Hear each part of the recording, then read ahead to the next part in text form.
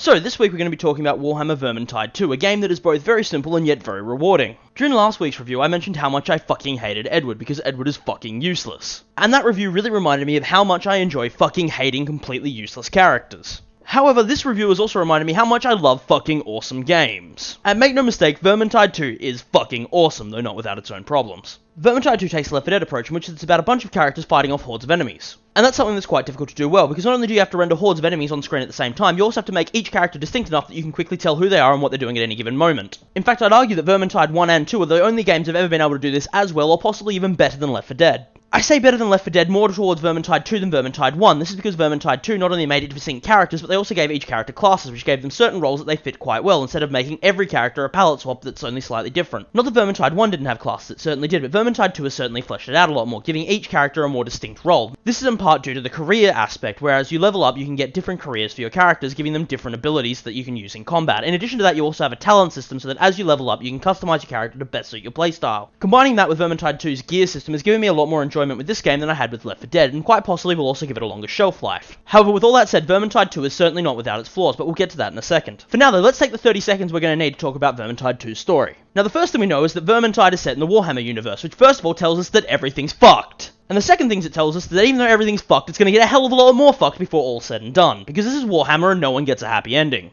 After all, Warhammer is so fucking miserable that I'm pretty sure it could turn free blowjobs into something that would make one depressed. But that's okay, because that sort of thing makes for a really good video game, because as long as bad things aren't happening to you, it's always kind of funny when it does to other people. But putting aside the black humour you can find inside Warhammer, let's take the 30 seconds we're going to need to talk about Vermintide 2's story. To start with, let me say that Vermintide 2's story is not exactly a complicated one, or a very long one for that matter. In fact, you could probably miss the entire thing if a decent-sized dog was to walk past your TV screen. Vermintide 2 follows the adventures of 5 complete fucking nutjobs stuck in a horrible situation you probably wouldn't wish on your worst enemy. Their job is to try and fight off the Skaven, a horde of ravenous ratmen who are just the right height to try and nibble off your mansack. Joining the Skaven are the Chaos Warriors, a bunch of people who worship gods that would make Cthulhu look warm and cuddly. In this particular case, the Chaos Warriors worship Nurgle, the god of death, decay, and not washing at all, which probably makes him also the patron god of every 13-year-old boy that has ever existed. And these are the enemies you're going to be fighting throughout the entire game. You'll either be fighting some sort of Ratman or some sort of Chaos Warrior. Thankfully, these also have subtypes which are more powerful than the ordinary troopers, which make the game a lot more interesting. These come in flavors like the Gutter Runner, a Skaven that will deliberately hunt your team and assassinate any character dumb enough to be away from the group, and the very particular Chaos Warrior of Nurgle, a giant armored behemoth who cannot take damage to any place except his skull, and I'm fairly certain on some occasions the game decided that you wouldn't take damage there either, the fucking cunt. Add to that bosses such as the Rat Ogre as well as the Bile Troll, and you get a very nice mix of different enemies that can keep the game fresh and interesting. And that leads us on to one of Vermintide's greatest weaknesses. Because while the unique enemies are excellent and varied, meaning that you need a different strategy for each one, the fact of the matter is there aren't enough of them to fill out the entire campaign. That's not exactly a deal breaker for me, considering how great the rest of Vermintide 2 is, but it is something to keep in mind if that's the sort of thing that really gets your panties in a twist. However, the real stars of the show are our 5 leads. First of all, we have Victor Saltspire, a witch hunter in service of the Church of Sigmar, my personal favourite character, and also a complete and utter cunt of a man. Fortunately, this is Warhammer, where being a cunt is more of a requirement to a government position than a detriment, so he's all good in that respect. Sienna Furagosa, a bright wizard who controls fire and is quite literally addicted to the magic that she has and is ready to blow up quite literally at any point in time. Barton Gorkson, a dwarven fighter obsessed with finding an ancient dwarven hold in addition to drinking, because he is a dwarf in a fantasy setting and thus must be an alcoholic. You know, considering how long that's been a staple of the fantasy genre, I'm pretty sure most screenwriting software will write this kind of character automatically if you give it the command.